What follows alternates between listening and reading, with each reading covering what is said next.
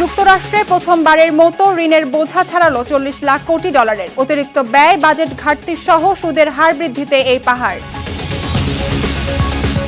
যুক্তরাষ্ট্রের মধ্যবর্তী নির্বাচন ঘিরে প্রচুর খরচ করছে বেটিং খাতের একাধিক ধনকুবের ও প্রতিষ্ঠান। ছাড়িয়ে গেছে 2024 সালের রেকর্ডকেও। ইরানের সঙ্গে ব্যবসা করলে ভয়াবহ অর্থনৈতিক শাস্তি, ট্রাম্পের হুমকি। নিষেধাজ্ঞা সহ নৌ অবরোধ আবারও জোরদার করা হবে বললেন অর্থমন্ত্রী। এবং শিশু নিরাপত্তার চেয়ে প্রবৃদ্ধিকে বেশি গুরুত্ব দেওয়ার অভিযোগ জাকারবার্গের বিরুদ্ধে। মেটাকে $942 মিলিয়ন ক্ষতিপূরণের আদেশ।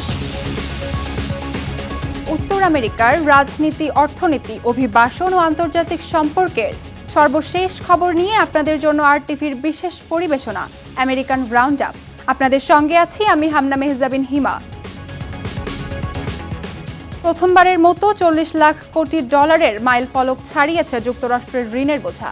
গত এক দশকে ডোনাল্ড ট্রাম্প ও জো বাইডেন সহ দুই প্রশাসনের আমলেই সরকারের অতিরিক্ত ব্যয়, বাজেট ঘাটতি ও সুদের হার বৃদ্ধির কারণে এই বিশাল ঋণের পাহাড় তৈরি হয়েছে। পরিস্থিতি সামাল দেওয়া নিয়ে উদ্বেগ বাড়ায় মার্কিন অর্থনীতি ও সাধারণ মানুষের জীবনযাত্রায় বড় ধরনের প্রভাব পড়ার আশঙ্কা তৈরি হয়েছে। বিস্তারিত আজহার স্বপ্নিলের রিপোর্টে। 2016 সালে যুক্তরাষ্ট্রের জাতীয় ঋণের বোঝা ছিল 20 লাখ কোটি ডলারের কম। মাত্র 10 বছরে তা বেড়ে হয়েছে দ্বিগুণেরও বেশি। প্রথমবারের মতো 40 লাখ কোটি ডলারের রেকর্ড সীমা অতিক্রম করেছে। পরিস্থিতি নিয়ন্ত্রণে বন্ডের সুদের হার কমাতে দীর্ঘমেয়াদী বন্ড পুনরায় ক্রয়ের পরিমাণ অন্তত দ্বিগুণ করার সিদ্ধান্ত নিয়েছে দেশটির অর্থ মন্ত্রণালয়। তবে বিশেষজ্ঞরা বলছেন, অর্থনীতিতে তৈরি হওয়া এই বিশাল ঘাটতির তুলনায় সরকারের এই পদক্ষেপ খুবই সামান্য। এতে দীর্ঘমেয়াদে সুদের চাপ কমার সম্ভাবনা বেশ কম। এদিকে এই বিশাল ঋণ এবং বন্ড বাজারের অস্থিরতা নিয়ে মুখ খুলেছেন প্রেসিডেন্ট ডোনাল্ড ট্রাম্প। মার্কিন অর্থনীতির শক্তি তুলে ধরে এই চড়া সুদের হারের পেছনে ফেডারেল রিজার্ভকে সরাসরি দায়ী করেন তিনি। বন্ড বাজারের অস্থিরতা নিয়ে আমেরিকানদের উদ্বিগ্ন হওয়ার কিছুই নেই। বর্তমানে সুদের হার কৃত্রিমভাবে বাড়িয়ে রাখা হয়েছে, যার কোনো যৌক্তিকতাই নেই। ফেডারেল রিজার্ভ সম্পূর্ণ ভিত্তিহীনভাবে সুদ বাড়াচ্ছে। আমরা একটি অত্যন্ত শক্তিশালী জাতি এবং এই চড়া সুদের হার সত্ত্বেও আমরা সামনে এগিয়ে যাচ্ছি। আন্তর্জাতিক মুদ্রা তহবিলের হিসাব অনুযায়ী যুক্তরাষ্ট্রের এই ঋণ দেশটির মোট বার্ষিক অর্থনৈতিক উৎপাদনের 125%-এরও বেশি, যা বিশ্ব অর্থনীতির বড় দেশগুলোর মধ্যে অন্যতম সর্বোচ্চ। সাধারণ মানুষ ইতিমধ্যেই চড়া মূল্যস্ফীতি, বাড়ির অতিরিক্ত ঋণ ও ক্রেডিট কার্ডের সুদের চাপে দিশেহারা হয়ে পড়েছে।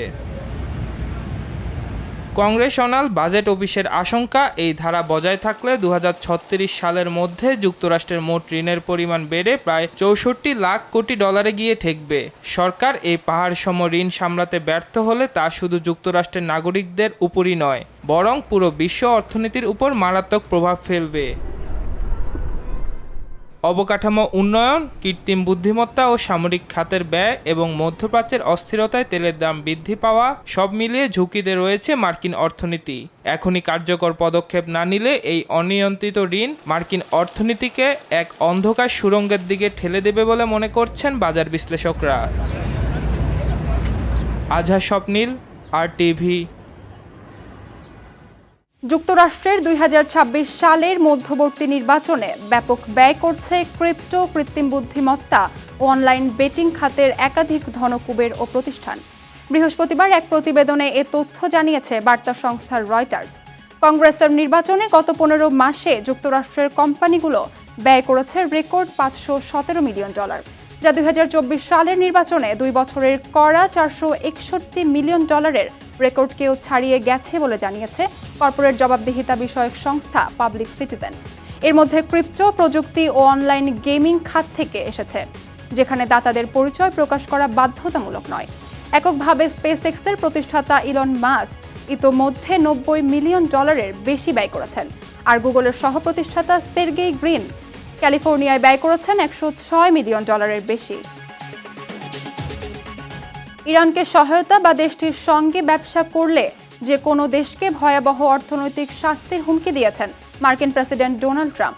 বুধবার ট্রুথ সোশ্যালে দেওয়া পোস্টে ট্রাম্প বলেন, ইরানকে সহায়তা করা দেশগুলোর আর্থিক প্রতিষ্ঠান, ব্যবসা, বিমানবন্দর ও সরকারি সংস্থার বিরুদ্ধেও কঠোর ব্যবস্থা নেওয়া হবে। তবে কী ধরনের শাস্তি দেওয়া হবে তা স্পষ্ট করেননি তিনি। 6 মাস ধরে চলা ইরান যুদ্ধের মধ্যে হরমুজ প্রণালীতে জাহাজ চলাচলও ব্যাহত হচ্ছে। এদিকে যুদ্ধের ব্যয় নিয়ে যুক্তরাষ্ট্রের ভেতরেও চাপ বাড়ছে ট্রাম্পের উপর। এছাড়া মার্কিন অর্থমন্ত্রী স্কট বেসেন্ট জানিয়েছেন, ইরানকে অর্থনৈতিকভাবে বিচ্ছিন্ন করতে নিষেধাজ্ঞা ও নৌ অবরোধ আরও জোরদার করা হবে। ফেসবুক ও ইনস্টাগ্রামে প্রবৃদ্ধিকে শিশু নিরাপত্তার চেয়ে বেশি গুরুত্ব দিয়েছিলেন প্রতিষ্ঠানের প্রধান নির্বাহী মার্ক জাকারবার্গ। এমনই অভিযোগ তুলেছেন মেটার সাবেক প্রকৌশল পরিচালক আর্তুরো বেহার। ক্যালিফোর্নিয়া, কলোরাডো, কেন্টাকি ও নিউ জার্সি সহ 29টি অঙ্গরাজ্যের করা মামলার শুনানিতে বুধবার এ সাক্ষ্য দেন তিনি। রাজ্যগুলোর অভিযোগ, তরুণ ব্যবহারকারীদের আসক্ত করার উদ্দেশ্যে প্ল্যাটফর্মগুলোর নকশা করেছে মেটা, যা উদ্বেগ, বিষণ্ণতার এমনকি আত্মহত্যার প্রবণতাও বাড়িয়েছে। বেহার বলেন, জাকারবার্গের সিদ্ধান্তে এই প্রতিষ্ঠানের বড় পরিবর্তনগুলো নির্ধারিত হতো। 2021 সালে হুইসেল ব্লোয়ার ফ্রান্সিস হাউগেনের অভিযোগের জবাবে জাকারবার্গ যেসব মন্তব্য করেছিলেন তারও বিরোধিতা করে বেহার। আদালত এ মামলায় 6 সপ্তাহ ধরে শুনানি চালাবে। এর আগে নিউ মেক্সিকোর একটি মামলায় মেটাকে $942 মিলিয়ন ক্ষতিপূরণ দেওয়ার আদেশ দিয়েছিল আদালত। যুক্তরাষ্ট্রের পেনসিলভানিয়ায় ছোট একটি বিমান ও স্টেট পুলিশের হেলিকপ্টারের মধ্যে সংঘর্ষের ঘটনা ঘটেছে। এতে নিহত হয়েছেন একজন।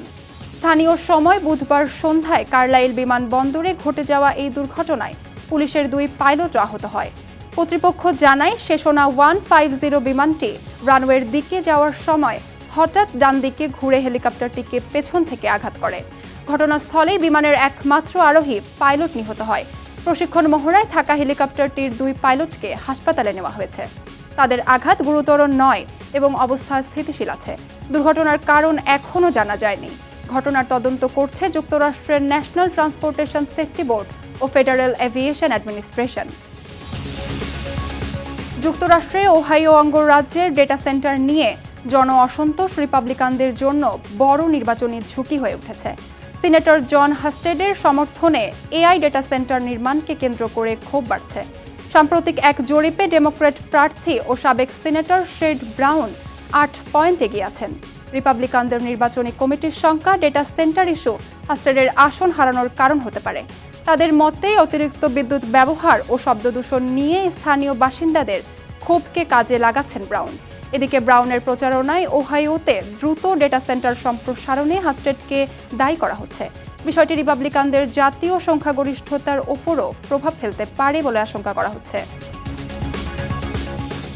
দীর্ঘমেয়াদী মার্কিন বন্ড পুনঃক্রয় বাড়ানোয় ফেডারেল রিজার্ভের নীতি নির্ধারণে নতুন জটিলতা তৈরি হতে পারে।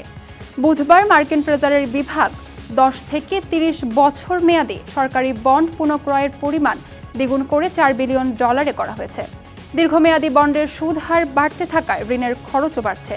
ট্রেজারির ঘোষণার পর বন্ডের সুদ হার কিছুটা কমে আসে। বিশ্লেষকদের মতে, এতে অর্থনীতির ঋণ পরিস্থিতিতে এখন ফেডের পাশাপাশি ট্রেজারি বিভাগের প্রভাবও বাড়তে পারে। দীর্ঘদিন পর ফেড চেয়ারম্যান কেভিন ওয়ার্শ কেন্দ্রীয় ব্যাংকের বড় পরিসরে বন্ড কেনার বিরোধিতা করে আসছেন। তবে ট্রেজারির সঙ্গে সমন্বয়ের বিষয়ে তিনি আগ্রহী। ফলে সুদহার ও মূল্যস্ফীতি নিয়ন্ত্রণে ফেড কী পদক্ষেপ নেয় তা নিয়ে নতুন করে প্রশ্ন উঠছে। হোয়াইট হাউসের সংস্কার কাজ ঘুরে দেখিয়ে নতুন হেলিপ্যাডের উদ্বোধন করেছেন প্রেসিডেন্ট ডোনাল্ড ট্রাম্প। বুধবার সাংবাদিকদের নিয়ে প্রায় 40 মিনিটের সফরে নতুন গ্রানাইটের ড্রাইভওয়ে, সংস্কার করা স্তম্ভ ও নতুন ঘাস ঘুরে দেখান ট্রাম্প। ট্রাম্প বলেন, নির্মাণ কাজ সম্পর্কে তার দীর্ঘ অভিজ্ঞতা রয়েছে। নতুন হেলিপ্যাডের মাঝখানে বসানো পাথরে নিজের নামও স্বাক্ষর করেন তিনি। হেলিপ্যাডটি ভবিষ্যতে অনুষ্ঠান আয়োজন করার স্থান হিসেবেও ব্যবহার করার কথা জানান ট্রাম্প। তবে ইরান যুদ্ধ ও যুক্তরাষ্ট্রের ঊর্ধ্বমুখী জাতীয় ঋণের মধ্যে হোয়াইট হাউসের এই ব্যয়বহুল সংস্কার নিয়ে সমালোচনাও হচ্ছে। সমালোচকেরা বলছেন, দেশের গুরুত্বপূর্ণ সংকটের সময় প্রেসিডেন্টের এমন আয়োজনে ব্যস্ত থাকার বিষয়টি কাজের অগ্রাধিকার নিয়ে প্রশ্ন তুলছে। পরিবেশ বান্ধব টায়ার ব্যবহারে নতুন নিয়ম চালু করেছে ক্যালিফোর্নিয়া। যুক্তরাষ্ট্রের প্রথম অঙ্গরাজ্য হিসেবে বদলি টায়ারেও জ্বালানি সাশ্রয়ী মান বাধ্যতামূলক করেছে রাজ্যটি। নতুন নিয়মে পুরনো ও বেশি জ্বালানি খরচ করা টায়ার বিক্রি করে ধীরে ধীরে বন্ধ হবে। 2029 সাল থেকে নিয়মের প্রথম ধাপ কার্যকর হবে। ক্যালিফোর্নিয়ার এনার্জি কমিশনের হিসাবে এতে বছরে প্রায় $1 বিলিয়ন জ্বালানি ও বিদ্যুৎ খরচ সাশ্রয় হবে। পাশাপাশি বছরে প্রায় 20 লাখ মেট্রিক টন কার্বন নিঃসরণ কমবে। তবে টায়ারের দাম বাড়ার আশঙ্কায় গুডইয়ার সহ কয়েকটি কোম্পানি আপত্তি জানিয়েছে। ডানপন্থীরাও নিয়মটিকে অতিরিক্ত সরকারি নিয়ন্ত্রণ বলে সমালোচনা করছেন।